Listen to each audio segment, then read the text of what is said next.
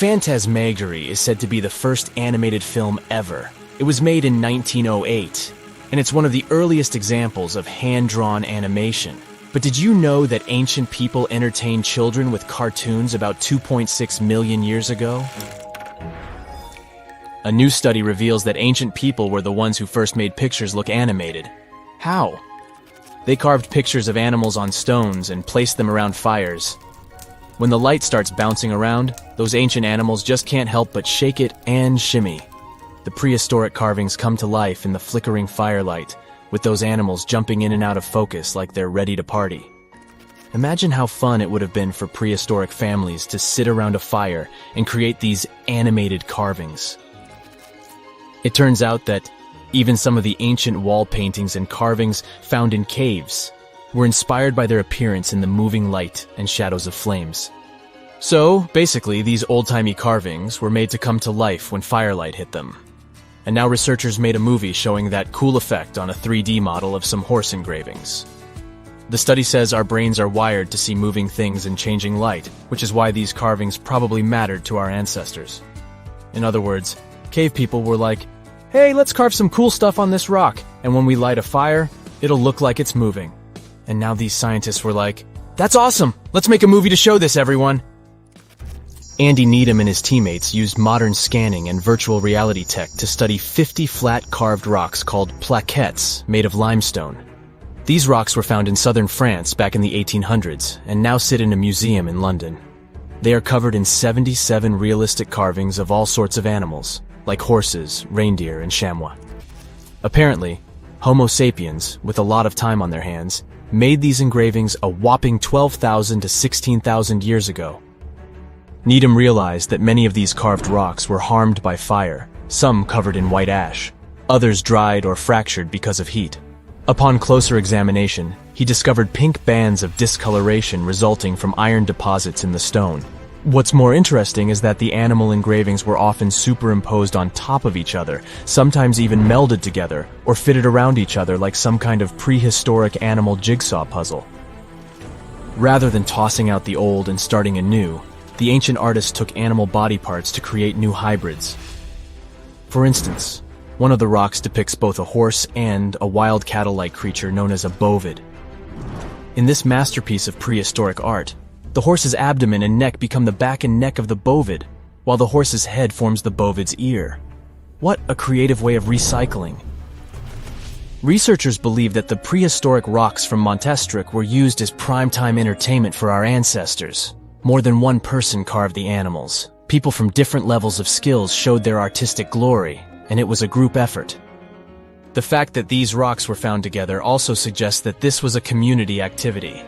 So it's like families were all gathered around the TV, carving rocks and cheering on their favorite carved animals. Who needs Netflix when you have Paleolithic TV? The engravings on these rocks and the signs they were exposed to heat suggest they were created to look like they were moving. Sometimes you see different animals in different poses, so one would come to life, and then another, and then a different one. It's like a Stone Age version of Disney. Similar techniques might have influenced some of the ancient cave paintings, such as those at the breathtaking Chauvet Cave in southeastern France. The animal portraits there are also overlaid on each other, and some look like they were heated by fires underneath them, which means that our prehistoric ancestors might have been the first animators in the world. Alright, since we talked about young people's favorite pastime activity, shall we take a trip back in time to discover the world's oldest toys? One of the most ancient toys discovered was a simple ball made from clay and found in the ruins of ancient Mesopotamia. It might seem like a simple toy, but our ancestors were playing with them as far back as 3000 BC. But back then, they didn't have fancy video games or elaborate board games, so a ball was the pinnacle of entertainment. But the Mesopotamians weren't the only ones having fun. In ancient Greece, children played with dolls made of clay. In Egypt, kids had toys shaped like animals, but they also had dolls made from materials like clay, papyrus, and ivory. But the most impressive thing about these dolls? They had movable limbs. That's right, our ancient ancestors were playing with articulated dolls before it was cool. But it's not all fun and games. Toys also had a practical purpose back in the day. In fact, Many of the toys discovered by archaeologists were actually used to teach children important skills. For example, Egyptian children played with dolls that were shaped like doctors, which helped them learn about medicine and healthcare. And let's not forget about the toys that were used to train future warriors. In ancient China, kids played with toy horses and chariots, which helped them prepare for a life of battle. Talk about getting a head start on your career. Moving on to primitive board games, which have been around for over 5,000 years. The oldest board game is called Senet and was discovered in ancient Egyptian tombs. It's a bit like a cross between chess and backgammon, and it was so popular that it was played for over 2,000 years. Now that's a game with staying power. But let's not forget about toys for the little ones. Archaeologists have found ancient rattles and whistles that were used to entertain even younger members of their families. And if you thought your kid's toy collection was impressive, just wait until you hear about the ancient Egyptian princess who had over 100 wooden toys in her chamber. But perhaps the most surprising toy of all was the yo-yo. That's right. The yo-yo has been around for over 2,000 years. It was first invented in ancient Greece and was often used in battle, believe it or not. But eventually people realized that it was much more fun to just play with it and do tricks. Marbles are also around as a toy that has been entertaining kids, and some adults, for thousands of years. Archaeologists have found evidence of marble dating back to around 5,000 years ago in the Indus Valley civilization. Back in those days, marbles were made from all sorts of things. Want to take a wild guess? Okay, I'll tell you. Fruit pits and small pieces of smoothed stone. That's right, those ancient kids were getting creative with their playthings. Some artisans even went the extra mile and crafted marbles from clay. Let's head back to ancient Egyptians and their adorable miniature boats made from ivory, wood, and clay. These miniatures may be acknowledged as toys, but they were also meant to represent crossing over to the other side. Viking kids had similar types of items too. A wooden toy boat over 1,000 years old was found on a farmstead near the coast of Norway. This toy looked like a real boat, and it would have been the ultimate cool thing. Just like how kids today go nuts over race cars and drones. You can imagine little ones back then showing off their toy boats to their friends. Many of these toys are still pretty fun to play with today. There are many others left aside, like toy soldiers and spinning tops. Do you want to know more about ancient toys or gadgets from the early days of cinema? A huge train is rushing down the tracks, brakes screeching. In a few seconds, a 1,000-ton steel battering ram will crash into a bus that is stuck on the railroad crossing. Only a miracle can save the people. Wait, what's that? Moments before the collision, a human figure appears. The person's flying off the nearby mountain with a jetpack behind their back. Their body is protected by an exoskeleton. The suit is similar to the armor of a knight and makes a person incredibly strong. They land in front of the train and press their hands on its front. The exoskeleton absorbs the impact. Wheels screech like crazy. Then, a loud whistling squeal. And, just a few feet away from the bus, the train finally stops. The bus doors aren't working. People can't get out of it. The hero produces a lightsaber from their belt and cuts a new door.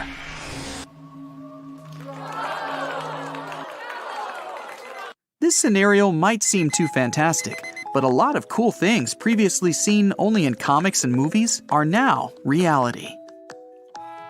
Sarcos Robotics Exoskeleton makes the operator 20 times stronger, reduces the likelihood of injury, and doesn't restrain movement. This model is just one of many examples. In the near future, these mechanisms will appear on the streets and will become as familiar as flying drones or hoverboards. In such a suit, you can both rescue people and lift a fridge upstairs alone. But the armor seems incomplete if it can't fly. Richard Browning is the founder of Gravity Industries, a company developing jetpacks. He's also the chief test pilot. His apparatus consists of a large jet engine behind the back and two smaller ones on either arm. The person dressed in it looks like a character in a sci-fi action movie. If you weigh less than 200 pounds, this backpack will let you fly. The catch? Right now, it costs $440,000 to make one. The lightsaber is what fun science means. Several generations of scientists, bloggers, and Jedi fans are trying to create their trademark. The main contender for a lightsaber is high-energy plasma.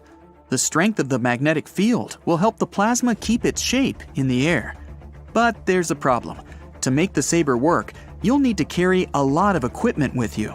And let's not forget about the ultraviolet radiation and heat that comes from hot plasma. The burner metal vapor torch is currently the best alternative to the Jedi sword. This device cuts through a metal door in a few seconds, but fencing with a torch won't work. The cloak that makes a person invisible is no longer a fantasy. Canadian company Hyper Stealth Biotechnology Corp has developed a fabric that will make you disappear.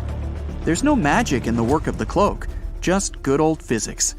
This cloak of invisibility creates an optical illusion that hides you from prying eyes. Since 1985, the hoverboard got lots of attention from people all over the world, and inventors have been trying to recreate this design for decades. Many companies have developed their own flying skateboard designs. There's a hoverboard powered by a stream of water, burning kerosene, electricity, or rotating propellers. Arc's Pax Hendo is the closest to its sci-fi prototype. The model can fly in all directions, turn, and brake. This is possible due to two magnetic fields that repel each other. In 1947, U.S. engineers looked at the car and decided it was boring. Or maybe we can make it fly. Great idea, that. The result of their work was the Model 118 Conv Air Car. Roughly speaking, they took a passenger car and attached a plane with a propeller to its roof. Companies around the world continue to invest millions of dollars in the flying car project, although their cars today look more like drones or helicopters. Many researchers are confident we'll never build a flying car. It's too expensive and dangerous. Who knows? In the 19th century, people said these four-wheeled carts would never replace a horse. But today, a comfortable ride on the highway always beats riding a horse in the prairie. While engineers are trying to get cars to fly, their colleagues have made it so that transport doesn't need a driver anymore.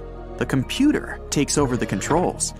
If you need to go to a supermarket or restaurant, your self-driving car will choose the best route itself. It also knows how to park. I should have started with this. The car distinguishes between other road users thanks to sensors, video cameras, and powerful computer processors. It notices traffic signals and road signs. The Robo-Taxi project is one of the most promising ones in the field. Most likely, in the next 10 to 20 years, driving schools will become a thing of the past. For thousands of years, ancient people sat by fires and looked at the starry sky. Our civilization has already explored space firsthand, but there are still more questions than answers. There have been 600 astronauts in space in 60 years. Of these, 7 people are tourists who have visited the International Space Station. For the right to see our planet from a height of 250 miles, you have to pay $50 million. SpaceX and its owner Elon Musk are willing to establish a colony on Mars by 2050. 1 million people will settle in the first ever Martian city. You don't have to get on board a spaceship to feel like you're on another planet. 80% of the world's oceans are unexplored and unmapped. Marine vessel manufacturers offer to explore the seabed in comfort. To this end, they've developed submarine yacht designs that combine comfort and safety. The private submarine Megalodon M5 is as long as the Washington Monument is tall, and it can stay underwater for 4 weeks. The set includes a hangar with a helicopter, jet skis, and mini bath escapes. There are no buyers yet, but it's only a matter of time. Imagine that you're a scuba diver who descended to the bottom of the ocean. There's darkness all around you, but the flashlight can handle it. You breathe liquid that fills your helmet up to your eyes. Wait, what? We can't breathe water or, for example, soda because these substances don't have enough oxygen, not because they're liquid. In the future, scuba divers will breathe liquid enriched with oxygen. It'll also allow for deep diving. American company Second Sight Medical Products has developed an artificial eye that can restore vision to a blind person. It's called Argus 2. It's actually an electronic retinal implant and the first step in creating the bionic eye. Perhaps in the future, it'll be able to zoom in and out of objects, make the image clear, or turn on infrared light. Augmented reality glasses haven't reached technical perfection yet. Most futurists are confident they'll change our world, just like the internet did. Why do you need a TV or computer? At your command, the glasses will lower a virtual screen of any size in front of you with your favorite TV series. The same applies to furniture, clothing, and dishes. All this will be replaced by virtual stuff. Augmented reality glasses digitize any item that surrounds you and makes it look how you want it to. Unless you take them off, of course. Today, you have a Mediterranean landscape out your window, and tomorrow, you've got a view of Times Square. Hard drives and computer optical drives store enormous amounts of data, but this technology is unreliable. Over time, disks become unreadable. Scientists have almost solved this problem. They learned how to write electronic data into the DNA of living bacteria. Biological processes take place inside every living cell. Scientists have managed to program them using computer systems methods. Nanobots will appear in the next 10 years. In movies and comics, villains are most often associated with this technology. In the real world, nanobots will be used in medicine. Each robot is no larger than a molecule. By launching a flock of nanobots into the human body, doctors will be able to monitor the health and physical condition of their patients. And probably the best thing about nanobots is that they can be 3D printed. Cloning a dinosaur might not seem like a good idea in movies, but real scientists say it's not even an option. Genes can be used for cloning if they're no more than 1 million years old, and dinosaurs disappeared 65 million years ago. But there are other animals as well. There's a high probability that mammoths will reappear on Earth in the next 50 years, as well as woolly rhinoceroses and even saber-toothed tigers. Scientists plan to implant genetic material of extinct animals into the DNA of existing ones: elephants, rhinos, and tigers. In sci-fi movies, we often see spaceships and stations shooting colorful beams into space that attract other ships. Australian scientists have managed to create such a beam, only it's invisible. Their beam is capable of capturing and holding atoms floating in a vacuum. Of course, these aren't huge space stations yet, but this is a big step in the study of physics. Scientists have created a quantum funnel that will allow studying the individual atoms and molecules that make up everything around. Starting with Van, Ant-Man and the Wasp. Thanks to special PIM particles technology, the heroes of the movie were able to shrink the real van to the size of a Hot Wheels toy. Hoverboard, Back to the Future. In 1989, the film's creators envisioned this type of transport being commonplace in 2015. Reality doesn't quite resemble the movie, but we do have a world record for a flight on a hoverboard. Jetpack, GTA San Andreas. Character dialogue in the game tells us the cost to develop the jetpack, dubbed the Black Project, was $60 million. The main character must take it from a heavily guarded base. Firebolt Broomstick, Harry Potter and the Prisoner of Azkaban. The fastest broomstick in this magical world could accelerate to 150 miles per hour in just 10 seconds, almost like a Bugatti. Magic Carpet, 1001 Nights. Its maximum speed is unknown, but we know that it loses its magic abilities if damaged. Standard Cart, Mario Kart. The Super Mario Kart handbook encourages cheating to win the game with the words, "Always keep an eye on your opponent's screen." Light Cycle, Tron Legacy.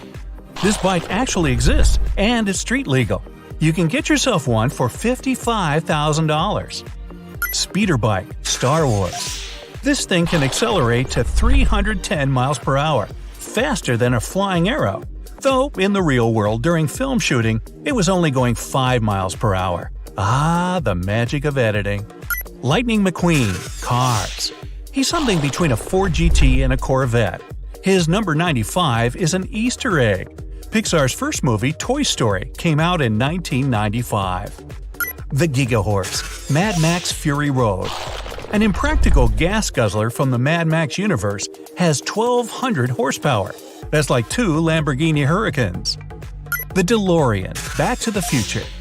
The famous trilogy about time travel made this car so popular, the manufacturer decided to restore its production after 30 years. The Mystery Machine. Scooby-Doo would definitely be scared if he knew that such vans sell for almost $60,000 these days. Zoinks! The Pink Sedan, The Simpsons. For 28 years, the creators of the animated series kept the intrigue alive about what kind of car the family had. But in one of the episodes, we finally found out that it's a 1986 Plymouth Junkerola. The Tumbler, The Dark Knight. Despite its bulky appearance, it's still a high-speed car. It can go from 0 to 60 in 5.6 seconds. There's a version of this Batmobile that's street legal. You can get one for $1 million. The Pursuit Special, Mad Max Fury Road. The last of the V8 Interceptors had a gas-guzzling V8 engine, a real luxury in this fictional dystopian world. Chevrolet Camaro, Transformers. When it transforms into Bumblebee, this Chevy gets 17 feet tall. Bumblebee's character traits were based on Marty McFly from Back to the Future. KITT, Knight Rider. This car is a heavily modified Pontiac Firebird. KITT's main feature was artificial intelligence, and the name is an acronym for Knight Industries 2000. The Black Beauty, Green Hornet. The highly modified 1965 Imperial Chrysler Crown was gorgeous and dangerous. It was full of all the gadgets a superhero and his sidekick could need to fight crime. It was driven by none other than Bruce Lee as Kato. The Ectomobile, Ghostbusters. This was an old 1959 Cadillac Miller Meteor ambulance. Any scenes showing the car backfiring were real. The thing actually broke down on the Brooklyn Bridge during filming. The Night Bus, Harry Potter and the Prisoner of Azkaban. A bus as tall as a giraffe, its height caused a lot of inconvenience during filming. The 3-story bus couldn't pass under bridges, so they made the third deck removable. The Cat Bus, My Neighbor Totoro. This unusual living bus moves on 12 legs. Its interior is soft and covered with fur, and the cat's eyes are the headlights. The Terror, Master of the World by Jules Verne. This amphibious machine could move on land, in the air, on and underwater. On land, it could reach speeds of 150 miles per hour. In the air, 200. Not bad for a story written in 1904.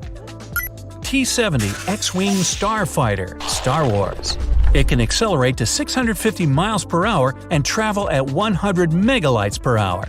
Its design isn't very efficient though. It probably wouldn't be able to fly in real life. Rex, Metal Gear Solid. The name Rex was given to it because of its similar appearance to the T-Rex. The cockpit is in the metallic dinosaur's jaws. Mumakil, or Elephant as they call him in Westron. This giant elephant-like creature is like a natural tank thanks to its thick skin. Arrows and spears can't get through it. Appa, Avatar, The Last Airbender. This is a flying bison-like creature that accompanies Aang in his adventures. Appa may look cute and cuddly, but he's as big as a school bus. AT-AT Walker, the most recognizable walking machine from the Star Wars universe. The inspiration for its design was the Paraceratherium. Say it with me now. Paraceratherium, a prehistoric hornless rhino that lived 30 million years ago. The Dreadnought.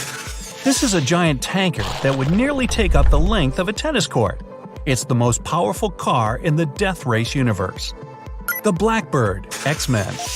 The team of superhero mutants gets around in a jet highly inspired by a Lockheed SR-71. Only theirs can take off and land vertically. It can accelerate up to 2,175 miles per hour. Millennium Falcon, Star Wars. The fastest hunk of junk in the galaxy also exists in real life. An exact replica was built to shoot one of the films. Sandcrawler, Star Wars.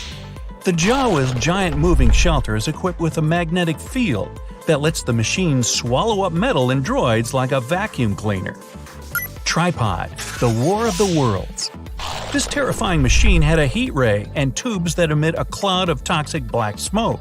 These aliens would have easily taken over our planet, save for bacteria they weren't immune to, but humanity was. Oops, spoiler. The Black Pearl, Pirates of the Caribbean. This is the fastest vessel in the pirate universe. The ship used for filming is actually called the Sunset. The Flying Dutchman, Pirates of the Caribbean. According to legend, the captain of this ship brought a curse on the entire crew, and they couldn't go ashore. The curse has not been lifted, so perhaps this ship is still drifting on the oceans. The Endurance, Interstellar. The movie was incredibly precise in its details. This ring-shaped station, almost as wide as a Boeing 747 wingspan, could work in real life. Howl's Moving Castle. It's gigantic and intimidating, but the massive cannon on its front doesn't work. The 20-story high castle moves almost completely silently. Nautilus, 20,000 leagues under the sea. This fictional submarine was as long as 3 blue whales and reached highway speeds. The most isolated place on Earth, Point Nemo in the South Pacific, was named after the ship's captain. Wait, it wasn't named for the little clownfish in the Disney movie? Gypsy Danger, Pacific Rim. This giant robot was created to fight Godzilla-type monsters.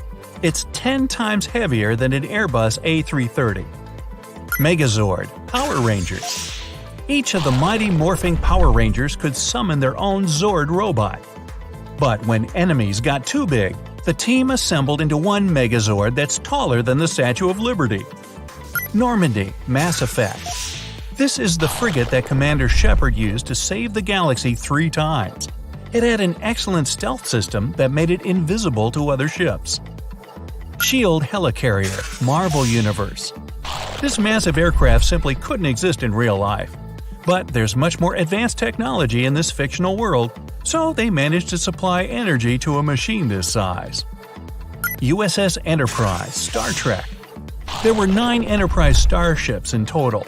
This one was equipped with a warp drive, which allowed it to travel much faster than the speed of light. Snowpiercer. It's a giant among trains. When the world was frozen in a new ice age, this train traveled non-stop on a ring around the Earth. Imperial Star Destroyer, Star Wars. We've officially entered Mile territory. The cost of this colossal ship was almost 4 billion Imperial credits. For comparison, in the Star Wars universe, you can buy a small spaceship for just 10,000 credits. London, Mortal Engines. Yes, it's a moving city. The mega metropolis 3 times the height of the Burj Khalifa got around with the help of 7 giant wheels. It absorbed other small cities along the way. Standard Island, Propeller Island. This oval-shaped floating island is 4 miles long and 3 miles wide. It was made to travel the waters of the Pacific Ocean. Oh, and only millionaires live on it. V'ger, Star Trek. This is a creature that looks like a spaceship. In the Star Trek universe, USS Enterprise could fly freely inside this monster. The Death Star, Star Wars. The massive spherical space station has 560 decks and holds 2.4 million passengers and crew. Uh-oh, kaboom. Oops, spoiler. TARDIS, Doctor Who. From the outside, it looks like a standard UK police box. But if we talk about the inside of the Doctor's time machine, well, its size is infinite.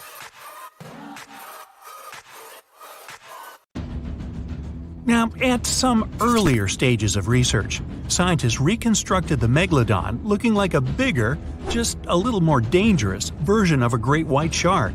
Movies then followed suit, added a couple of details on their own, and ta-da! We've got a marine giant that could grow up to 90 feet long. Well, hold on. Megalodons were usually between 50 and 55 feet, sometimes growing up to 60 feet.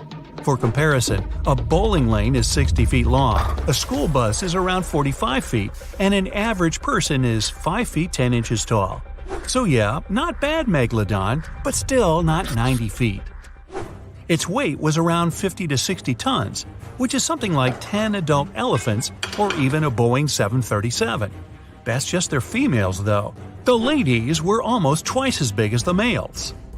Another movie versus reality thing, the Megalodon had nothing to do with a great white shark. The closest they could be is cousins, because Megalodon, in fact, is the last descendant of a completely different lineage of sharks. Plus, its kind is around 3 times bigger than an average great white. It has a shorter nose and a much flatter jaw that almost looks like it's squashed. Also, Meg's pectoral fins are longer than those of the great white sharks. Ancient predators ate a lot, so they needed something to support their weight. They both had an excellent sense of smell, though, so even in prehistoric times, it wasn't a good idea to go swimming with a chunk of raw meat in hand. And it certainly isn't safe now. Whether the Meg's hiding somewhere in the depths, which some still believe is true, or it's gone forever, younger cousins will be there waiting. Also, both of them like to go after big marine mammals, so they would certainly have things to do together. That is, until the Meg got moody and accidentally ate its friend. You never know. These guys had a different hunting style. Great whites prefer to dive straight toward their prey and find the softest spots, like exposed legs or underbelly. Megalodon aimed for the fins and tail because of its almost 10-foot jaws and what's considered to be the strongest bite ever. Its teeth could pierce almost anything. Sometimes an entire tooth would be found embedded in the bone of some bigger animal, such as a whale. Without the main parts they use for swimming, poor sea animals were then helpless and unable to escape. Yet whales were just a smaller part of the Megalodon's diet. Seals, sea cows, squids, dolphins, other sharks, the good old Meg probably wouldn't say no to some random school of smaller fish swimming into its mouth either. Nothing better than a good snack after a big tasty dinner. Even those giant turtles weren't safe within their thick shells. The Meg probably took those as a dare challenge on a daily basis. Such a diverse diet, and in big amounts. Megalodon would eat about 2,500 pounds of food every day. No wonder it dominated the ocean. Almost 300 teeth in 5 rows, and we're talking about sharp chompers that could grow up to 7 inches long. Even its name stands for giant tooth. Hey, I'm thinking maybe it had a cousin, orthodontia, which means either crooked teeth or deep pockets. Still, Megalodon would change thousands of teeth over a lifetime. Since Meg's teeth weren't that strong, they would often fall out. Then it would get new ones within 1 to 2 days, so it could continue its hunting sessions without any serious interruptions. The same thing happens with modern sharks as well. New teeth replace damaged or worn-out ones. Those teeth falling out were the only thing that helped scientists do any research on the Megalodon at all. They found them all around the world. Yep, Megalodons were quite some travelers. They lived in all oceans, and their fossils were found on all continents except Antarctica. What, too cold? Since their skeletons were not made of bone but of cartilage, teeth are the only evidence they've ever even existed. They gave scientists an insight into a lot of things, including size. Even with modern sharks, scientists determine their size by the dimensions of only one tooth, and do the same with the Meg. Megalodon had the strongest bite of all living creatures on Earth. It would definitely be fun to see the clash between the Meg and, say, T-Rex. Sadly, they missed their chance to meet and establish some long-term friendship since dinosaurs went extinct over 60 million years ago. Meg, on the other hand, terrified all the inhabitants of the seas and oceans from 23 to 2.5 million years ago. Where could Megalodon live these days? Well, it would probably love the places modern sharks go to, such as Florida, Hawaii, Brazil, South Africa, or some other tropical paradise. When you think about it, it's not bad at all. Meg, take me with you! Meg itself didn't have any serious competition or a natural enemy, but its infants were too weak to defend themselves. That's why the apex predator had to choose warm, shallow waters with no strong currents to raise its babies. Those, by the way, were around 6.5 feet long, not quite tiny themselves. Scientists actually found some of their juveniles' teeth, so it seems like part of their nursery areas was the coast of Panama, and that's 10 million years old. Okay, time to meet with one of Megalodon's potential rivals, the mighty sperm whale. 45 to 60 feet long, the size sure makes it quite an adversary. Modern sperm whales don't have such big teeth, but their ancestors, which lived around 13 million years ago, were well packed. The largest tooth found was 5 inches wide and 14 inches long. That's something like the biggest soda bottle out there. That would make an interesting combat. Here, we're talking about this giant marine predator. But this is not the only intriguing ancient animal that wandered the oceans. In fact, sharks are some of the oldest creatures on our planet, more ancient than insects, mammals, dinosaurs, even trees. Mass extinction events wiped out most life on Earth. Giant asteroids fell on its surface, continents split up, and so many other things happened. But sharks were there, alive, persevering, apparently with no contact with the outside world, just chilling and doing their thing. The spiny shark was actually one of the first animals with a jaw. Not that it could do much with that jaw, since it was only around 12 inches long. Meg wouldn't even bother around this one, and it wasn't even a real shark, it just looked like one. If you ever wondered how a combination of eel and shark would look like, well, here it is. Eel shark preferred freshwater, was up to 3 feet long, and went extinct around 200 million years ago. Since dinosaurs appeared around 230 million years ago, the eel shark was probably there to give them warm welcome, prepare a buffet, but the dinosaurs had unfortunately mistaken it for dessert. Now, this predator would get some real screams on a nice sandy beach during a spring break if it was still alive, the Ginsu shark. It was nicknamed after Ginsu knives for a huge mouth of almost 500 razor-sharp teeth. One of this monster shark's hobbies was to go after big turtles. Okay, now seriously, what's with that shark turtle thing? Scissor-toothed sharks. Now we're talking. These guys lived around 300 million years ago and had some strangely shaped heads. The weirdest part were their jaws. This shark didn't shed old and worn-out teeth, but kept growing new ones at the back.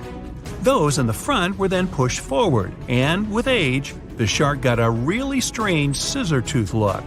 Scientists are still unsure why it had to be like that. Hey, time to call in the orthodont. Even during the Meg's long reign, our favorite ancient predator still wasn't the only scary giant shark in town. For instance, I can't pronounce its name, so I'll just call it Mr. C. Unfortunately, not enough of its fossils were found to get more information, but some research says it had teeth more than 5 inches long. That also implies it could probably grow to be 20 feet long. Oh, and if it only left just a couple more teeth around, I guess the Meg wouldn't be the only movie star from those times. So close, C, so close. That's it! You're here! The greatest entertainment ever! Full D cinema! You step into a dark hall with a big round screen, put on a headset, and feel like millions of sensors connect to your brain's neurons. 3, 2, 1, and you become the main character of an incredible movie. It's nighttime. You're in your bed, snuggling in your covers from the crisp coolness. You hear creepy noises, as if something's scratching walls from inside. You get out of bed and feel growing tension in the air. You head to the light switch, turn around, and notice a dark figure behind you, right beside your bed. Its features are hidden by the shadow, but it's staring at you. You realize it's a horror movie and turn on the lights. The shape disappears. You turn the light off again, but the phantom isn't there. You hear a low, hoarse howl. Upside down, right on the ceiling, there's an old woman standing on all fours. She screeches and jumps at you. Heart racing, you rush out of the room and shut the door right in her face. You're lucky it's just a movie. Otherwise, you'd have had nightmares after this. You're in the kitchen now. Out the window, first rays of the rising sun are showing. Some kind of motivational music is playing, but you can't understand where it's coming from. A blender, 2 eggs, and a carton of milk are on the table. You make a protein shake and notice that you're already wearing a tracksuit. You go outside, the music gets louder, and you start running. Buildings and streets flash past you in seconds. you feel uplifted and realize you're in a sports movie now. You're in great physical shape and ready for achievements, but your mood vanishes the moment a building next to you explodes. You're thrown aside, but stay perfectly unharmed, just like an action movie hero should. There are more explosions nearby, and you start running to survive. An SUV with tinted windows appears from around the corner. You slide over its hood and get on a parked sports motorbike. It seems to have been waiting just for you, ready to go. You're driving away from the chase. Behind you, the asphalt's cracking. Cars are thrown aside like toys. Windows are smashing. Ahead, you see a huge truck with a wooden springboard pressed against its back. You pull the throttle to the max, the bike revs, and you're in the air already. And timely, too. A huge explosion is right behind you. You smash through a window of the nearest building and jump off the bike. You're in a gray room with old furniture. The window you crash through is already intact, and raindrops are pounding on its pane. You feel exhausted and confused. You walk from side to side, looking at the street below. Suddenly, you feel a creative impulse. At this point, you notice a desk with a typewriter in the corner. You sit down and start typing like crazy. Words and sentences pour out of you onto a blank sheet of paper. You're sure that you're writing a masterpiece. In reality, the text is complete gibberish, but not for you. The tension is so hard that you start crying. Hours pass in seconds, night and day replace each other, and there's a stack of written pages on your desk. You grab the manuscript and see the editor reading it. A tear runs down her cheek, and she says you've written something unbelievable. But at what cost, you say? This book took everything from me. You have no idea what exactly it took from you, but you feel it because you're in a drama. You leave the editor's office and find yourself in the street, right in the middle of a traffic jam. A man pokes his head out of a car window and says, "Hey stranger, what a day!" A cycler passes by, shouting on the go, "Please don't stop and say hooray!" You find yourself answering, "I don't know what you mean, but it's awesome and I'm in." It turns out that you have a beautiful voice. People around you get out of their cars and sing along with you. A crow sitting on a lamppost and pigeons walking by also join in on the song. Everyone around is dancing like they rehearsed it, and a fire truck splashes water on the crowd. The song gets louder and louder. You want to live forever here in the musical comedy. Wow, that was awesome. You walk into a dark alley, and everything around you fades to shades of black and white. You're wearing a hat from the 1950s.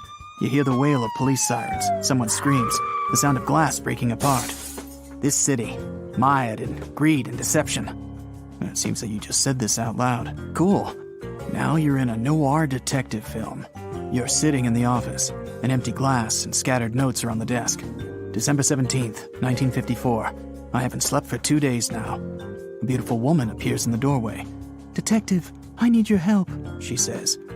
You drive a retro car through a black and white city at night. You realize it's not a movie, but a trailer of a detective flick. The picture changes to intense music. Now you're arguing about something with your partner. Next, you're in the middle of a car chase. You kick out some door. Freeze! Close-up of handcuffs being fastened on someone's wrists. The music gets more intense, and a voiceover says, "This summer." You throw a lighted match on the ground, and everything goes up in flames. Banknotes fall from the sky. The next image is you walking in the heavy rain. Drops fall from your hat in slow motion. You're grinning. "A very dark detective," the voice says, and the trailer ends. And just like that, the world returns to color. You're passing through a busy street and you see a banana peel lying on the road. You walk around it and hear laughter. You don't understand where it comes from, but you see two fruit vendors nearby. One gives the other a couple of bucks since he just lost a bet. The loser asks you, "Was it so hard to slip and fall?" You shrug in response and hear that laugh again. It's like a crowd of invisible people watching you and laughing at your every action. All right, you're in a sitcom. A granny walks by and slips on the banana peel. Fortunately, you catch her in time. The vendor who won the bet gives back the money and you hear the laughter again. "You know, darling, for 100 years, no one's ever saved me from bananas," the granny admits. The laughter behind the scenes gets louder. You're annoyed and rush into the nearest supermarket. You walk between the rows and fill the food cart. Several people approach you from different sides and shoot you on cameras with huge lenses. One of them is even lying on the floor, hiding behind apple boxes. They're sure you can't see them.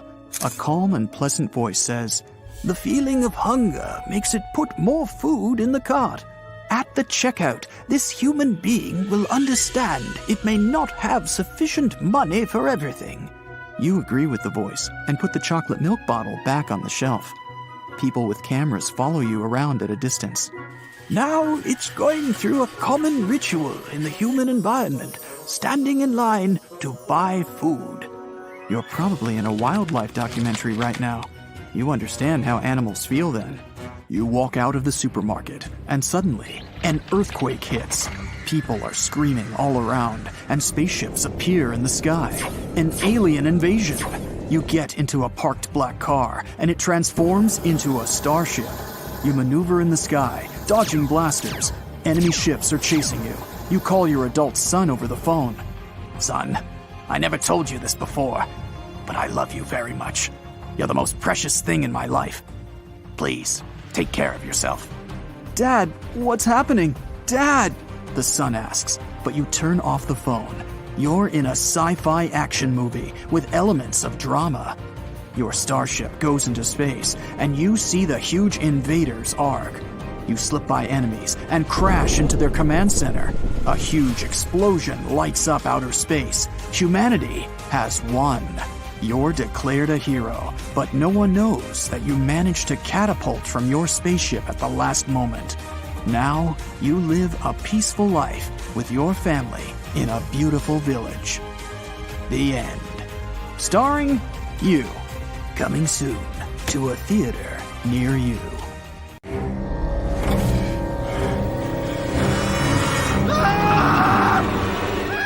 Hey, screamers and full-time trick-or-treaters! I have the ultimate horror movie challenge for you. I'll give you some random information about the plots of the movies and shows, and you will have to guess their names. Now grab your quill and grimoire to write down your scores. Give yourself a candy point if you know the answer, and a slap on the face. No point if you don't. Let's begin. In this movie, the main characters and their kids are accompanied by 4 singing busts while searching for the mausoleum. Can you tell me which movie this is?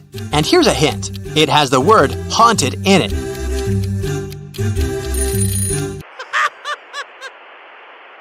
It's Disney's The Haunted Mansion, which was released in 2003.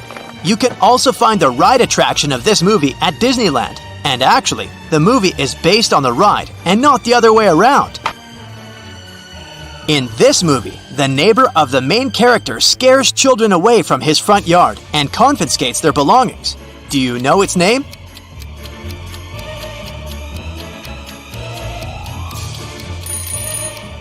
It's the 2006 animated movie Monster House. One of its screenwriters received a letter about how this movie is nightmare-inducing. Well, you'll have to watch and decide for yourself if you haven't yet. In this movie, the main character travels into a world where all the creatures have buttons instead of eyes. Which movie is this character from?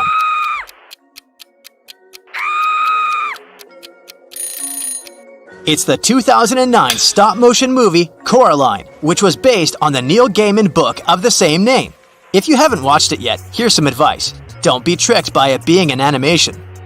Think twice before watching it with any kids around, because I guarantee that it'll give you the heebie-jeebies. In this movie, a zombie falls in love with a living human girl and does everything he can to protect her. Do you know it?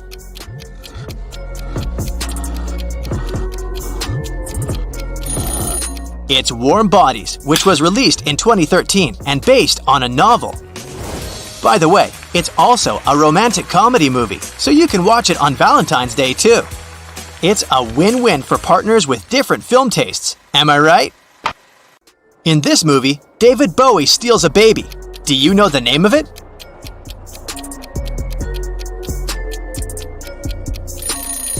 This movie is called Labyrinth, and it was released in 1986. Since it's an old one, don't beat yourself up if you don't know it. But David Bowie sings with puppets in it, so it's a good fit for the pumpkin season. This one is not a movie. It's a mini-series, and in it, one of the characters wears a teapot on his head and has a pet frog. Do you know its name?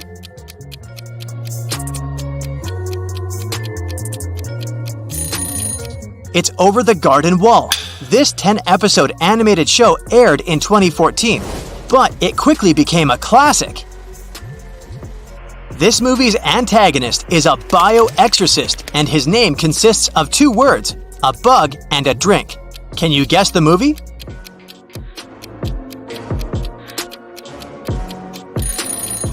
It's Tim Burton's 1988 movie, Beetlejuice. Here's some great news for its fans. Earlier this year, it was announced that there's going to be a sequel to it.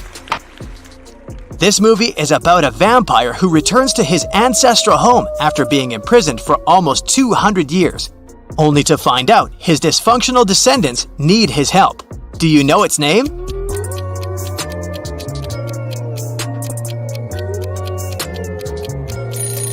Another movie by the Gothic director Tim Burton. This one is called Dark Shadows, and it was actually based on a television soap opera of the same name. In this movie, a boy has to lift a 300-year-old witch's curse to save his town, despite the fact that everyone in it thinks he's crazy. Can you tell me what this movie is? It's the 2012 animated stop-motion movie Paranorman, which is actually produced by the same company that made Coraline. In this movie, a boy is turned into a mouse by the leader of a witch coven. Do you know its name?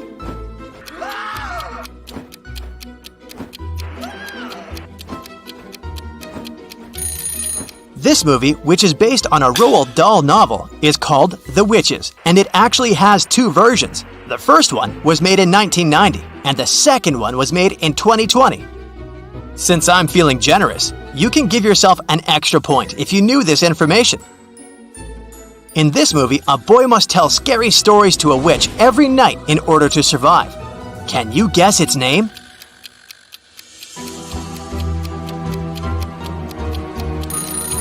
It's the 2021 movie called Night Books. In this movie, monsters, which are actually characters from books, come to life, and the author of the books must stop them with the help of a few teenagers before they wreak havoc upon their town. Can you tell me its name?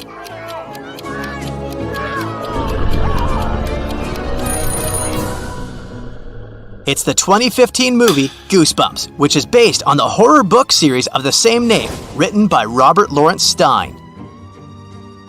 So you've made it to question number 13. It's time to take things up a notch on the scary meter then.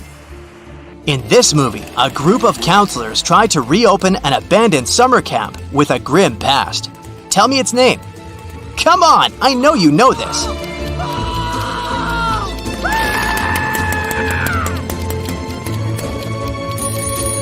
It's nothing other than the 1980 movie Friday the 13th, of course.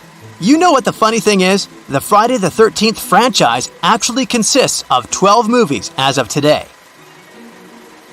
This movie follows a young pregnant woman with peculiar neighbors, whom she thinks have sinister intentions for her baby. Do you know the name of it? Psychological horror, everyone? It's the 1968 movie Rosemary's Baby.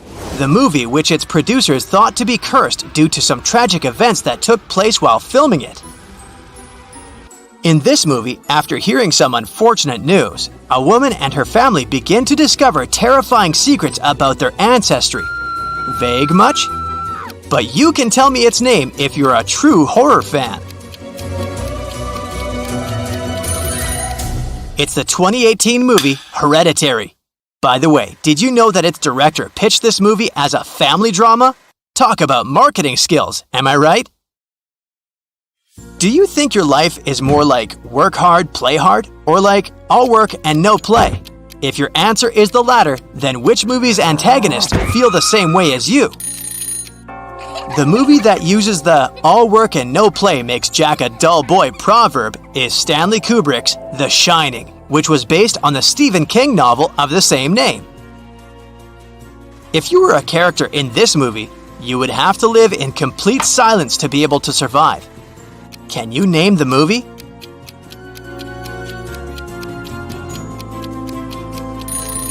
It's the 2018 post-apocalyptic movie A Quiet Place, with a sequel released in 2021. Shh. In this movie, a group of losers have to destroy a shape-shifting sewer monster. What movie is it? It's the 2017 movie It. Just like The Shining, this one is also a Stephen King novel adaptation. Here's another mini-series question for you. This one is about 5 siblings who eventually have to flee the house they were trying to renovate. Do you know which series this is?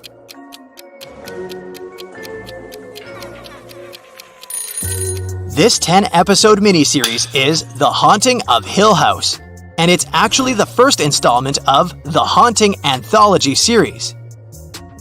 How about we end things on a higher note, so that you'll still be able to sleep in the dark?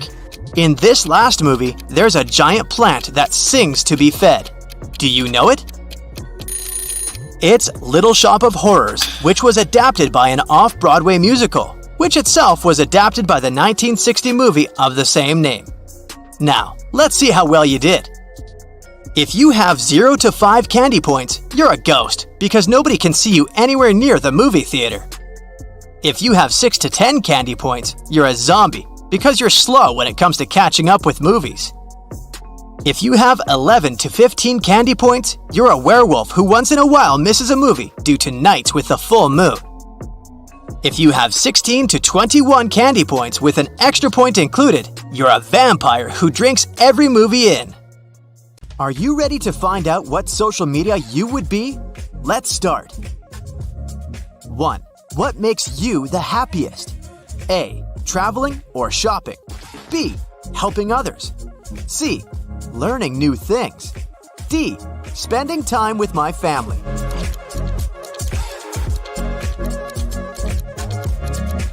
Option A brings you 30 points. B is worth 20 points.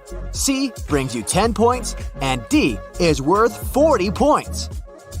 How long can you survive without your phone? A. 10 seconds. B. Years. I'm not attached to it at all. C. As long as it takes for a new notification to pop up. D. I check it once an hour and feel fine.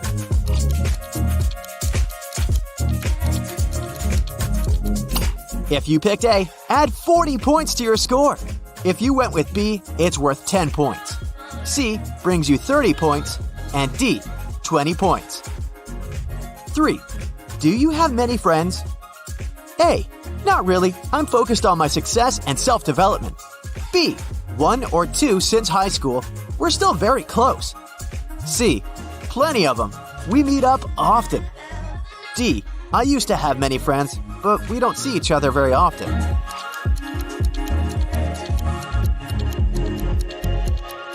A brings you 20 points.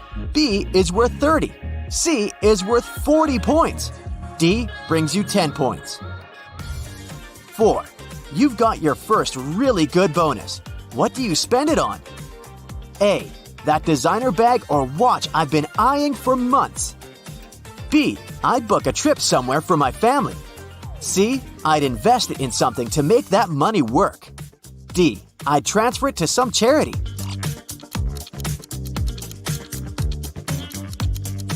If option A is your choice, you get 10 points. Did you go with B? It's worth 40 points. C brings you 20 points. D is worth 30 points. 5. Do you follow the news about celebrity life? A. Nope, don't really care and never have. B. Only when the title is super catchy. C. Absolutely. I have to know all the latest gossip. D. There are a couple of celebrities I like and follow online.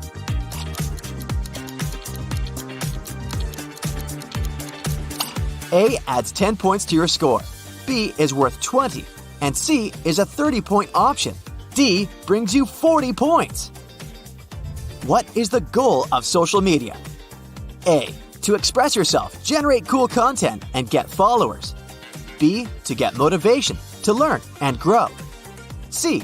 To always know what others are up to. D. To speak up on important matters.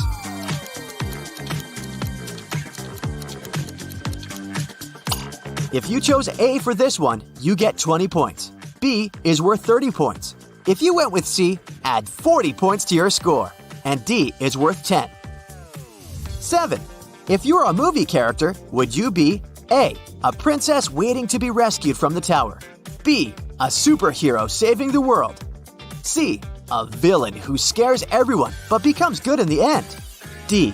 Some cute bunny with huge eyes.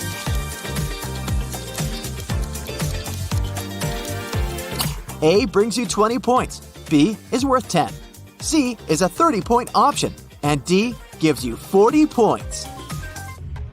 8. What do you do first thing in the morning? A. Check my social media, of course. B. Drink a glass of water and do some exercise. C. Send a good morning message to all my group chats. D. Go for a walk.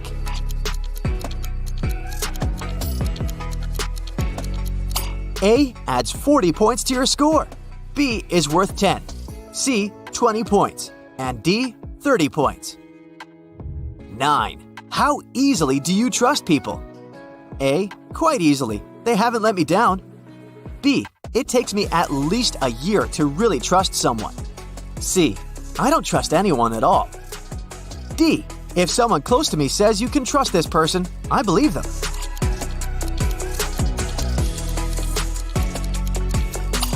If you went with A, add 40 points to your score. B brings you 20. C is worth 10 points. And D is a 30-point option. 10. Do you answer messages and comments from strangers? A. I have private accounts and only friends can message or comment. B. No, I block them immediately. C. Yes, if it's something meaningful and friendly. D. Of course, I like to get into online fights.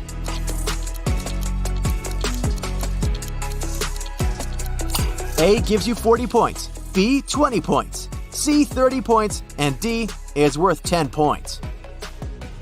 11. Would you quit your job if your boss had opposing views on something important to you? A. Yes, my opinion is the only right one. B.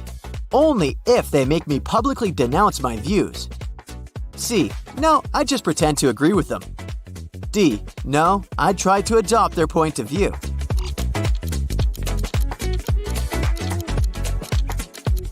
Option A brings you 10 points, B 20 points, C 30 points, and D 40 points. 12. Now open the settings on your phone and tell me what takes the most of its memory. A. Photos. I have 2,000 photos of my cat alone. B. Videos. I still need to edit and post them. C. Messenger apps. D. Games.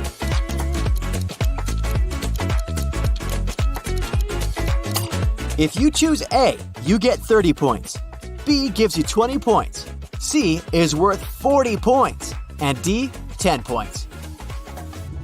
Time to sum up your points. If you scored 120 to 190 points, you're Twitter. You have an opinion on everything, and you aren't afraid to share it with others.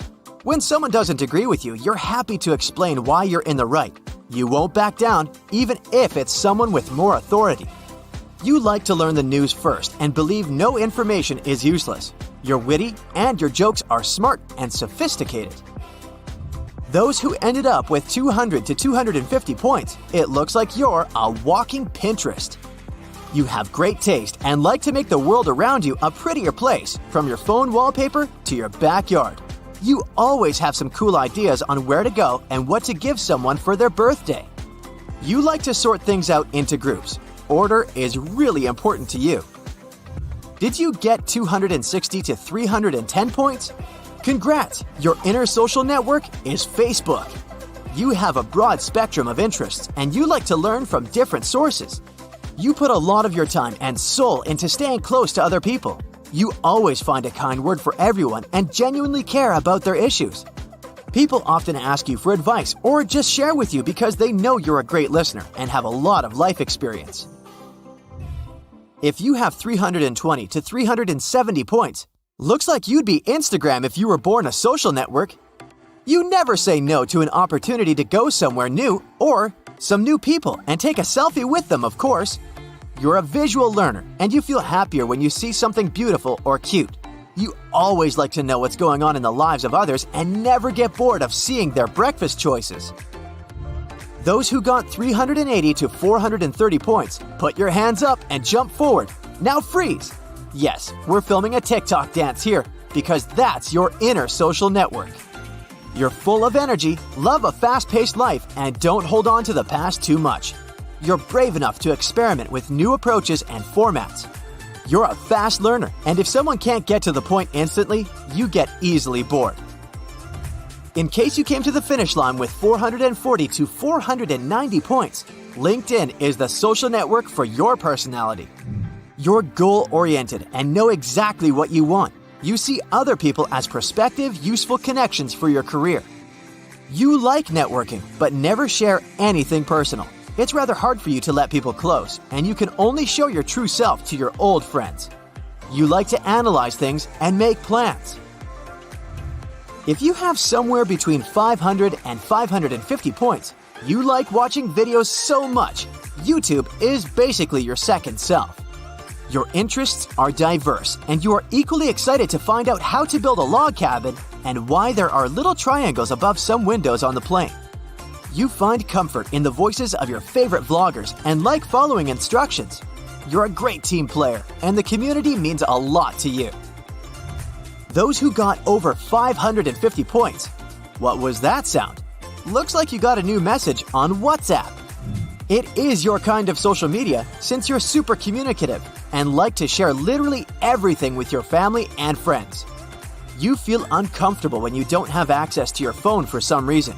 You worry a lot about your dearest ones and need to hear their opinion before making any decisions in life.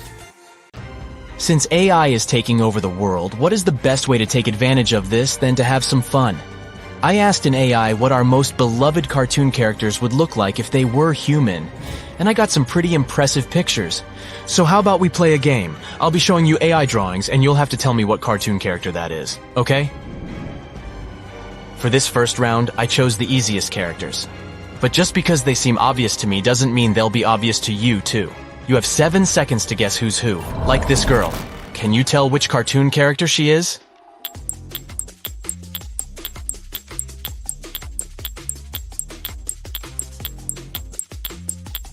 Backpack, backpack. It's Dora the Explorer, of course. What about this one?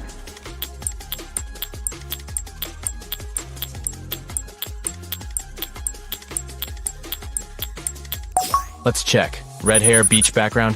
It's gotta be Ariel from Disney's Little Mermaid. You just gotta love that movie. And who might that be? Here are some hints. She lives on an island, and she loves water more than she should.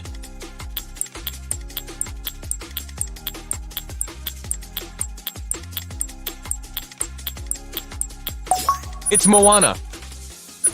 I think I might know her.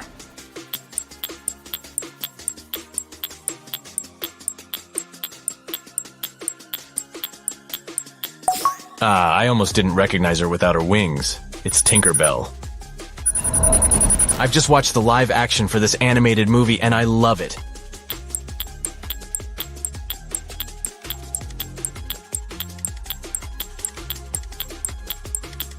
In case you haven't figured it out by the outfit he's wearing, it's Aladdin. I know he's part of a family.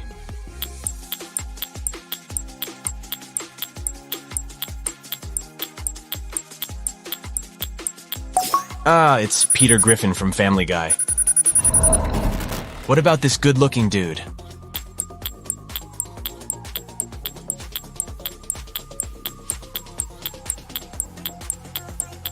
I would never guess. But he's John Smith from Pocahontas. And who might this be?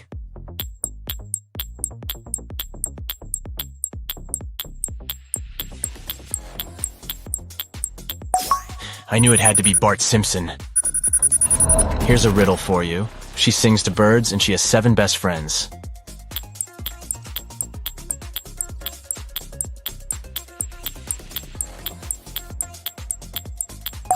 I forgot to say her skin is white as snow.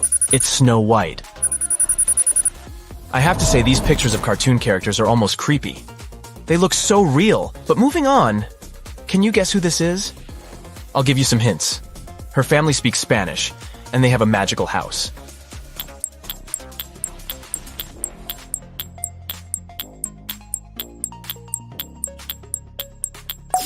It's Isabella Madrigal.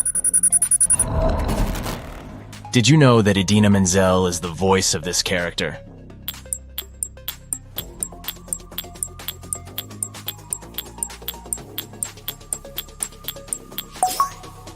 It's Elsa.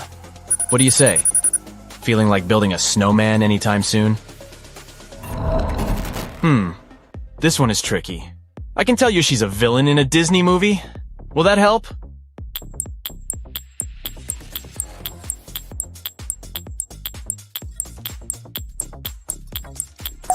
It's Lady Tremaine. She's Cinderella's evil stepmother. Okay, let's make this a little bit trickier. You have 7 seconds to figure out the next bunch of characters. This guy looks like a crazy scientist.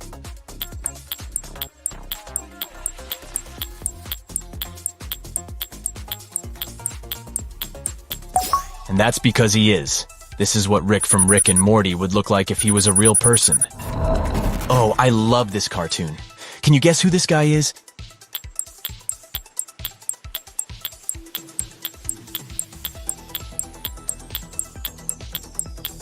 It's Fred from Scooby-Dooby-Doo. And who might this be?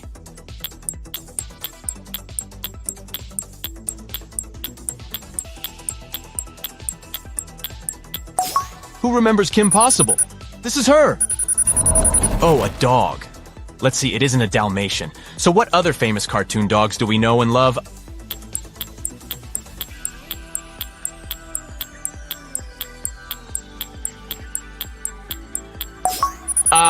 It's Scooby. Of course. Is this a member of the Croods family?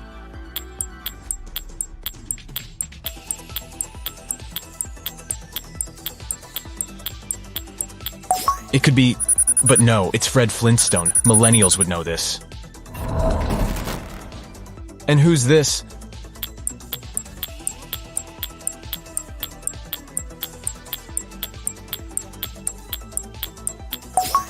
I wouldn't have guessed, but it's Charlie Brown from Snoopy. All I can say is that she has a funny name.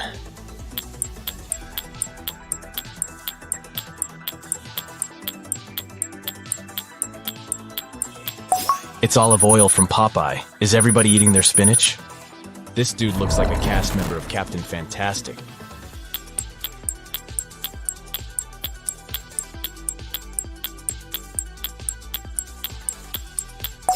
But he's Peter Pan. I'm pretty sure I know this guy.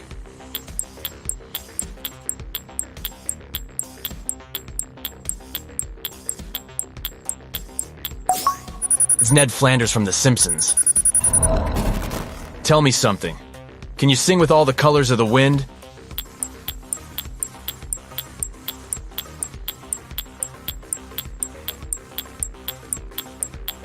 You bet this is Pocahontas. And what about this guy?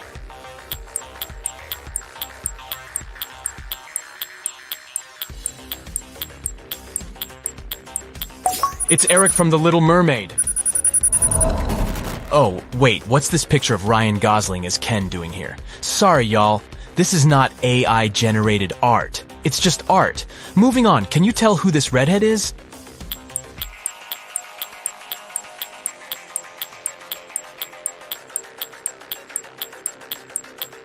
It's not Ariel, so it must be Merida, the main character from Brave. Oh, what's this cute baby doing here?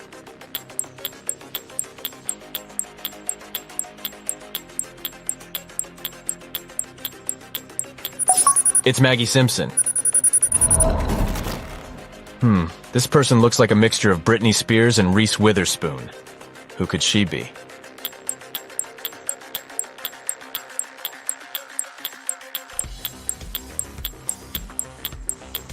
It's Aurora from Sleeping Beauty. Who lives in a pineapple under the sea?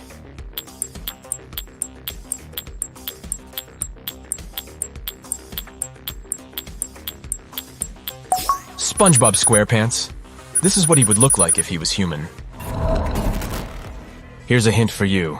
This character lives on Pandora.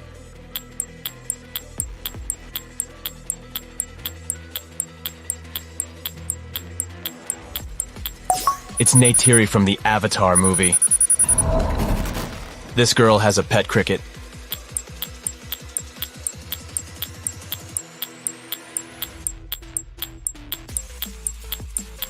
It's Mulan, of course. What about this guy wearing a bandana?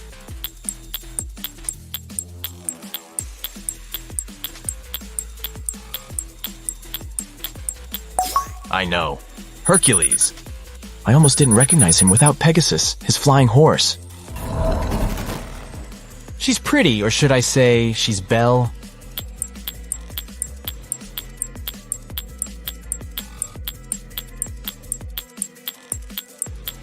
Yep, it's Belle from Beauty and the Beast. Who could this guy be?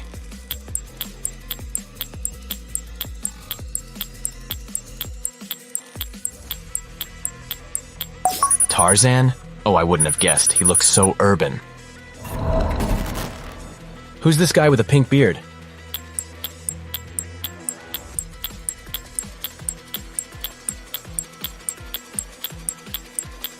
Although he looks like some quirky chef, he's supposed to be Patrick, from the SpongeBob cartoon. And what about this woman that looks like a fairy?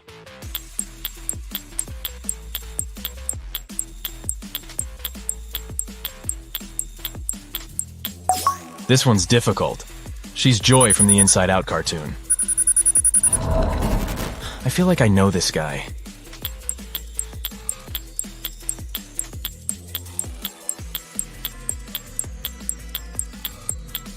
But how could I? He's Winnie the Pooh if Winnie the Pooh was human and not a bear. I think this is another animal character that was turned into a human, right?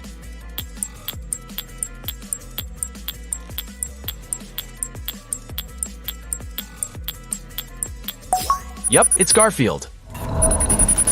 And what about this sailor?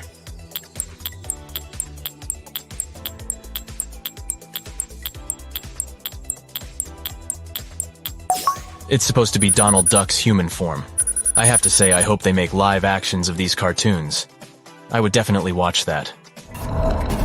Ah, a grandpa. Which movie is he from?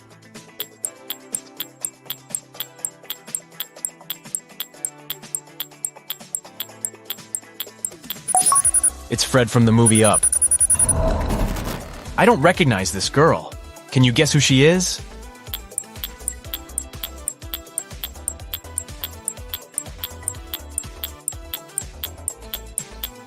Ah, she's a minion. If minions were human, that's cute and creepy at the same time. What about this little dude? I'll give you a hint. He's a Disney character, and he loves to eat cheese.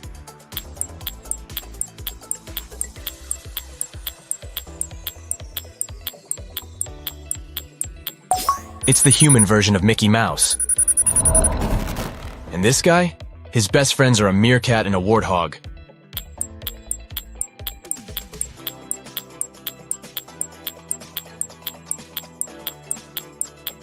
This is supposed to be Simba.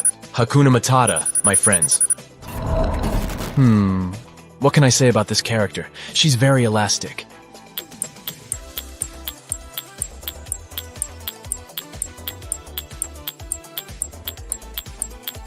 It's Helen Parr, the elastic woman from The Incredibles.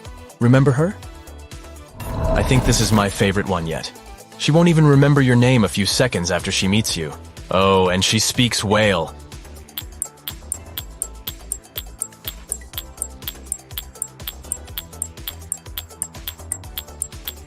It's Dory from the animated film Finding Nemo. We're moving on to the next round, so the rules are changing a little bit. I'll make it more difficult for you to guess who the character is. I'm going to show an object that belongs to a cartoon character, and you'll have to guess which cartoon it is. Got it? Who does this trident belong to?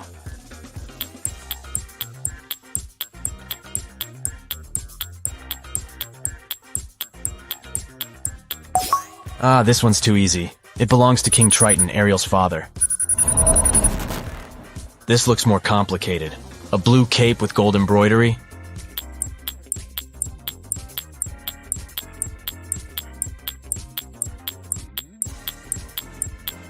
It can only belong to the Beast, right? From Beauty and the Beast. It's his outfit when he dances with Belle in that epic scene. Who could this glass slipper belong to?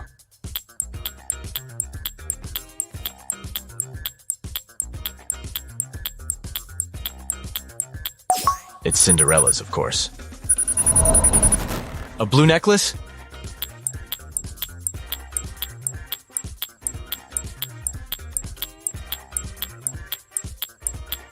It's from Pocahontas, but only Disney's biggest fans would know that. A tambourine? Who plays a tambourine?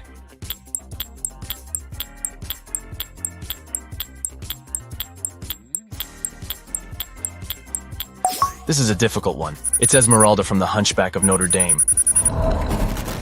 This hat looks like it belongs to a pirate, doesn't it?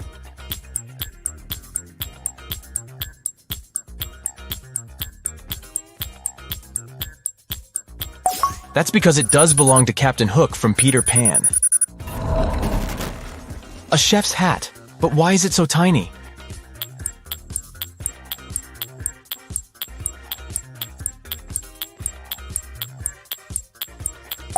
Oh, because it belongs to Remy from Ratatouille, right? Who carries a bow and arrow nowadays?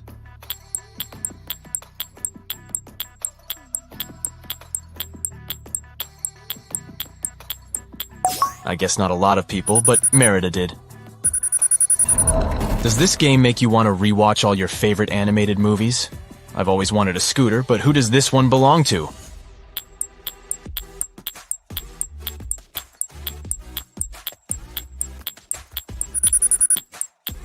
Ah, Luca, Cierto! I remember this hat.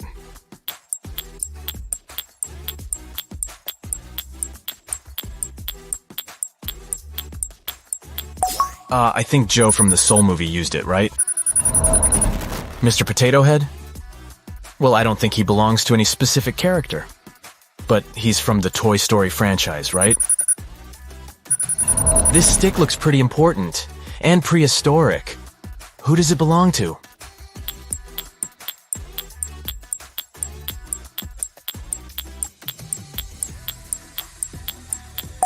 It's Gran's. From the Croods movie. You gotta love her. Good job to anyone who's got most of these last questions right. They were pretty difficult. Now, for this next round, how about we play a little bit with our AI generating tools? What would famous people and characters look like if they lived in different epochs? Let's have a look. Who do you think this is?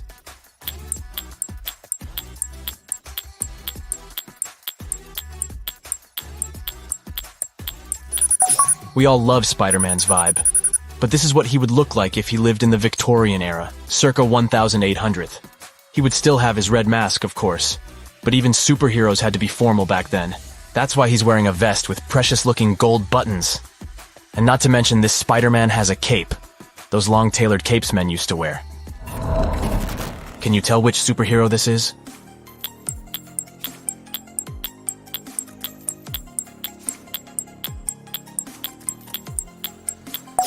It's Doctor Strange. But we've tweaked him a little bit. You see, Doctor Strange already looks like he's from another time period, right? So we made him look like a modern superhero doctor. History is created by real-life superheroes. They don't have any magic powers, but they certainly do some magic in their time.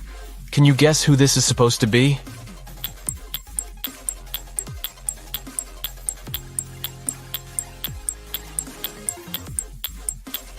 It's Einstein. If he had been born in the 1500s, of course, then his hair would have been slicker and probably parted in the middle. We'd have seen him with a puffed chest and a neutral expression, and most importantly, he would have been wearing these funny aristocrat's shoes with delicate lace. Can you figure out who this dude is?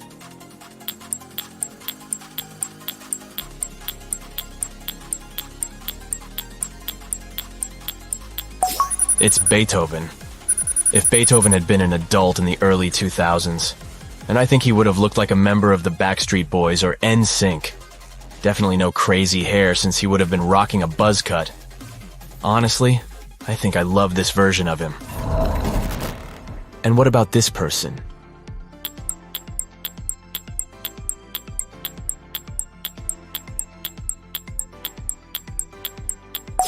Could it be Van Gogh? Yup. Expect that this is probably what he would have looked like if he had been a member of Gen Z. I'll only say that her name is the same as the name of a day of the week.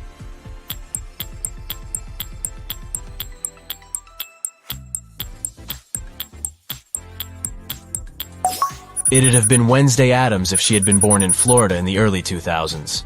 Her hair would have been much lighter in color, and in this multiverse, she wouldn't have been allergic to color.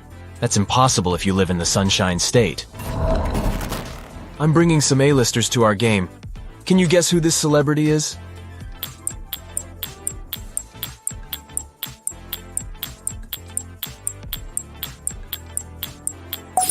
It's Miss Gomez. I mean Selena Gomez. If she had been born in the 1920s, I think she would have been pictured wearing a beautiful polka dot dress with a short hairdo and a cloche hat. What about this guy?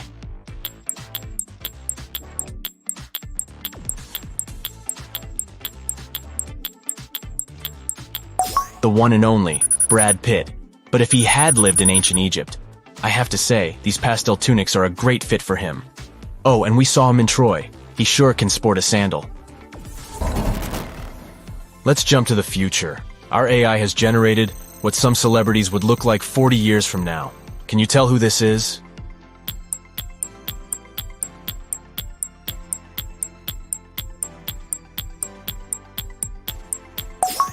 It's Harry Styles if he was 70 years old. I'd say a mix of an aged Jim Carrey with Daniel Craig, maybe. And who might this be?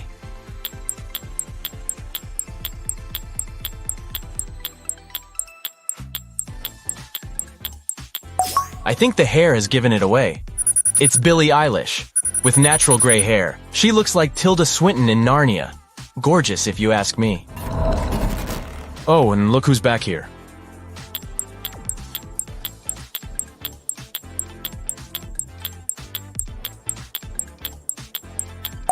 It's the aged version of Ryan Gosling, not by mistake this time.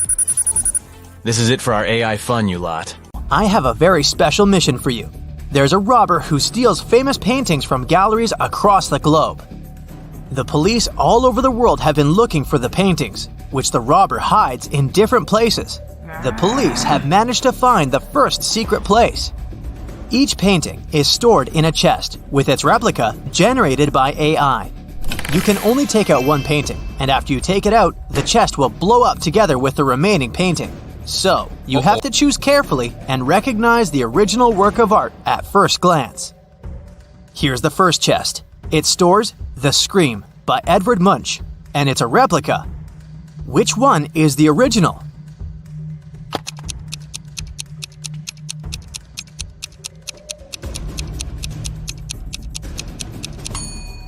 This is the original.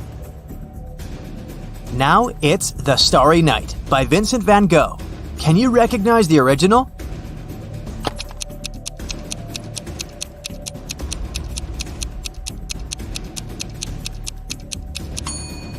It's this one. Did you get it right?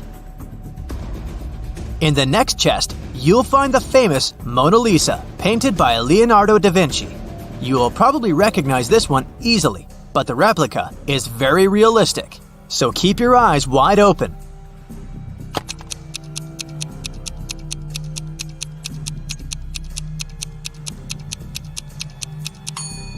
Yes, this is the one and only Mona Lisa. It goes back to the Louvre now. In the fourth chest, there's another famous artwork by Vincent van Gogh, Café Terrace at Night. Can you spot the original one?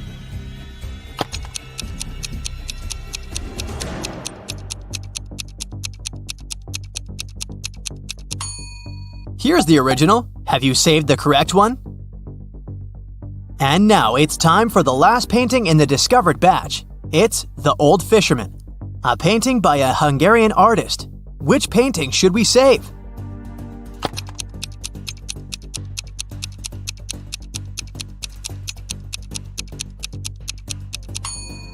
This is the one. Congratulations, and thank you for your help. Today we're going to an art history trip. Our main focus is to unravel the mystery of whether or not ancient statues has always been white. We'll visit museums and even time travel to try and get a glimpse of what these statues were really like back in the day. To kick off our tour, we land in New York. We climb the famous steps of the Met, the Metropolitan Museum of Art, and walk inside this enormous museum.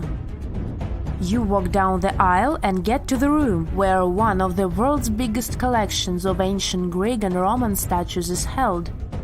Admiring the large array of statues, one thing seems evident. They are mainly white. It makes sense since their primary material is white marble. For centuries, historians, archaeologists, and researchers in general have always taken this fact for granted. Weren't these statues always white? Until recent decades, this wasn't something that people discussed. But in the 1980s, researchers unearthed an ancient Greek statue that was clearly pigmented. This new discovery made them wonder, were all ancient statues painted? Let's take a close look at this work of art. This 3rd century before the Common Era Greek statue was discovered to be almost entirely painted, still in its original form. You don't have to look too hard to notice that the statue still carries some of these original pink colors, with some shades of blue and red paint as well. The thing is, this statue is not an exception, it's the norm. As it turns out, ancient civilizations did paint their sculptures with bright and vivid colors, but somewhere along our historic timeline, this information got lost.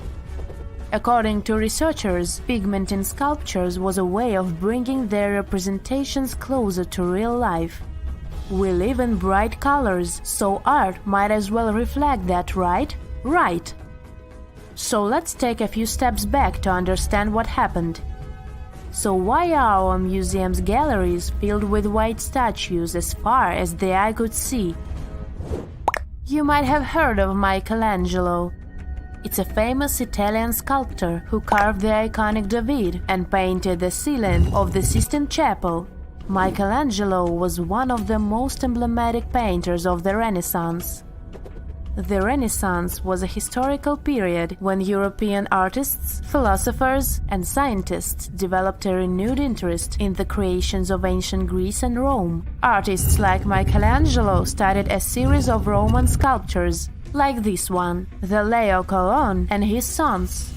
They fell in love with their lifelike figures and pristine white marble.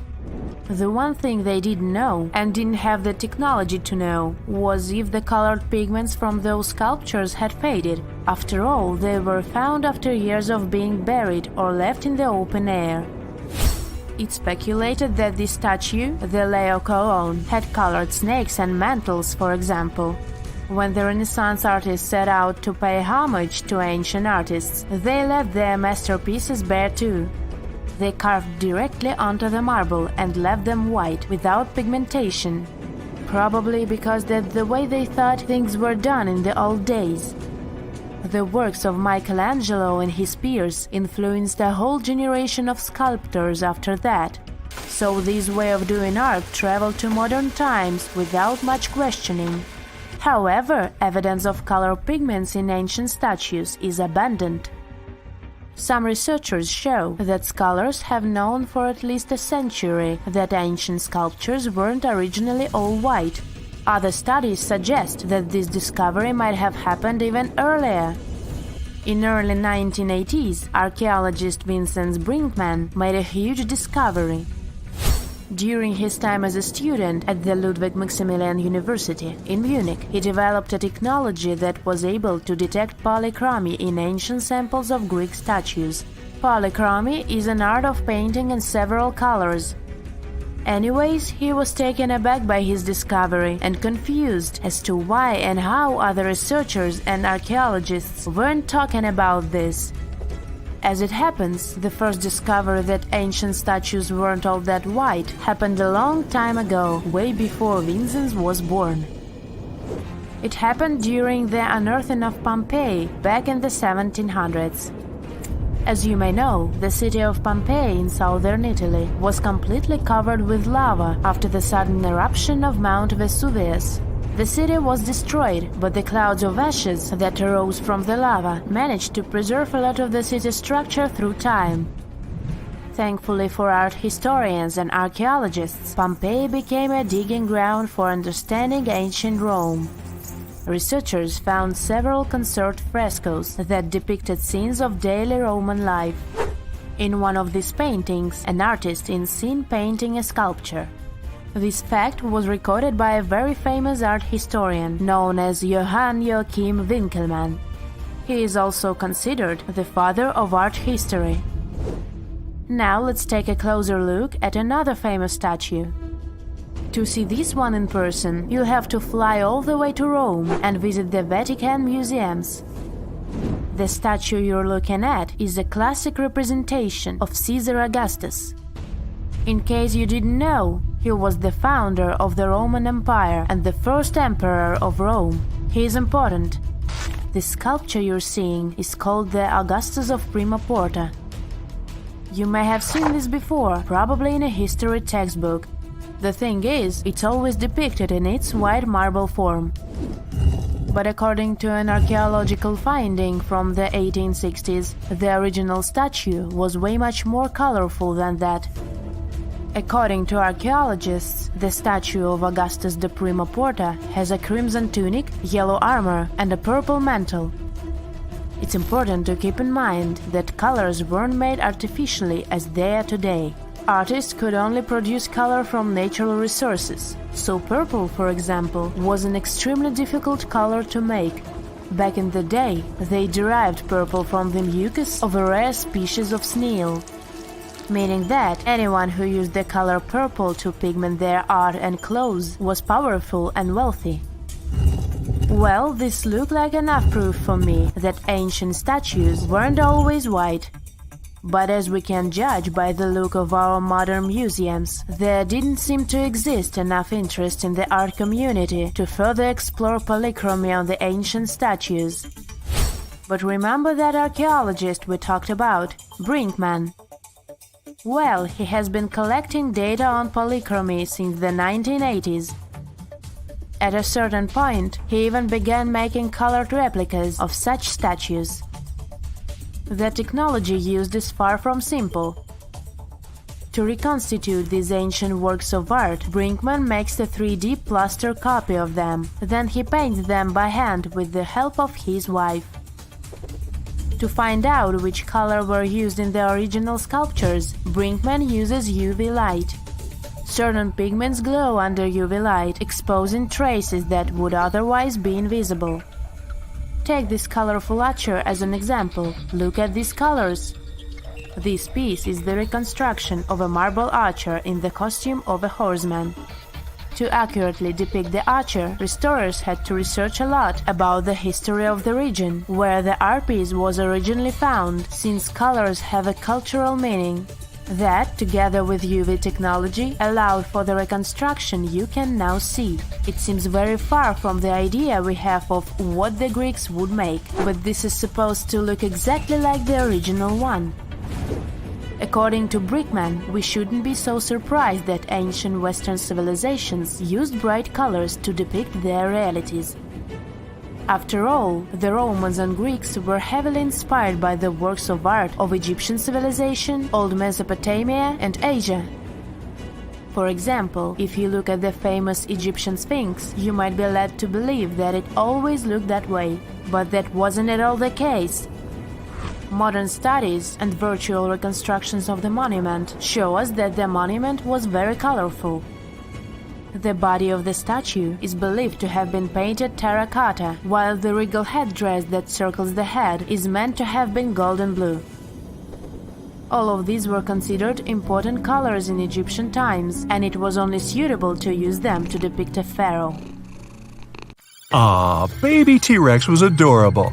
There, I said it. Hard to imagine those two words in the same sentence, but come on, even Big Bad T-Rex didn't pop out of its shell all big, scary, and fully grown. In its first few months on Earth, Baby T was a cute, fluffy, turkey-sized ball of fuzz. It was kind of like a weird-looking bird coming out of an oversized egg. Not enough food, dangerous surroundings, asteroids, Poor baby T's were so helpless and weak, only about half of them made it to their first birthday party. Scientists think their fuzz was there to keep them warm when they were still small and vulnerable. Plus, it helped them camouflage and stay safe. Baby T's didn't have big, sharp teeth yet, so they mostly munched on smaller reptiles and insects. Baby T's grew up pretty fast. They put on up to 6 pounds a day. Hey, I've done that. No, not really, just felt like it. The weirdest fact about them? When they were little, their arms looked totally normal compared to their bodies. But by the time they were full grown, their parents were super famous. Plastered all over t-shirts, that would be a T-Rex t-shirt, movies, and the greatest Halloween costume ever, in my humble opinion. But the T-Rex we know and love didn't really exist. First of all, speed. They weren't really that fast.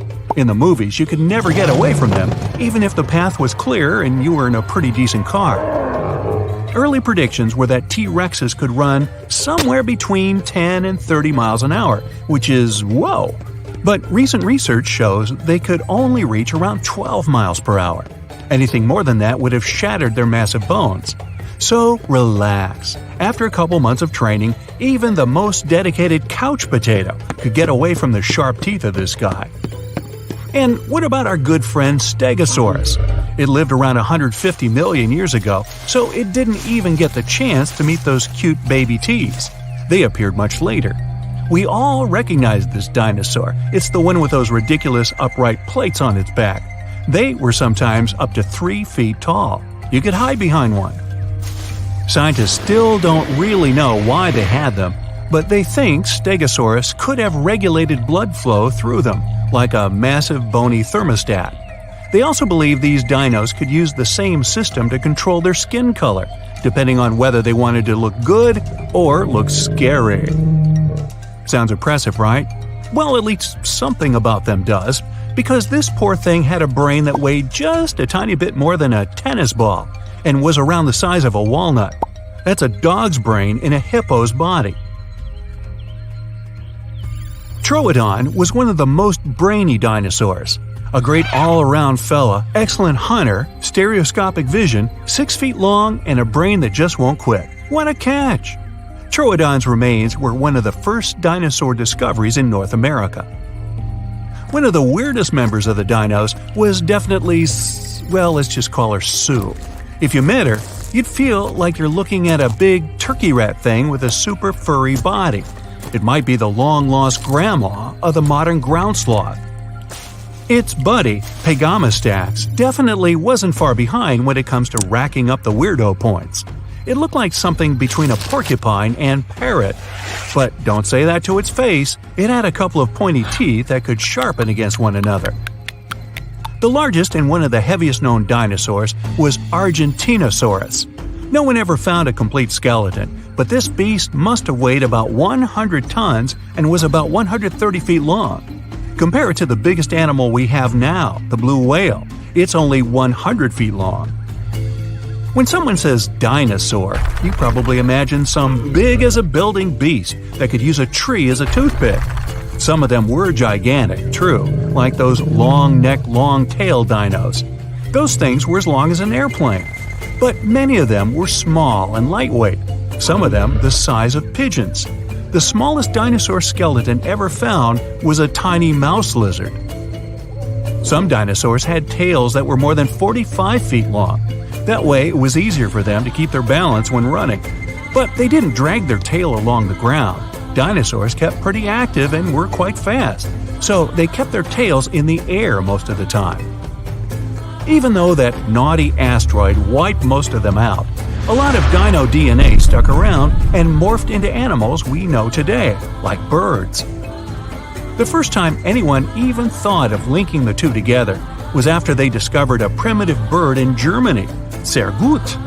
Later, researchers classified 2 groups of dinosaurs, depending on what kind of hips they had. The first group looked pretty familiar. They had lizard-like hips.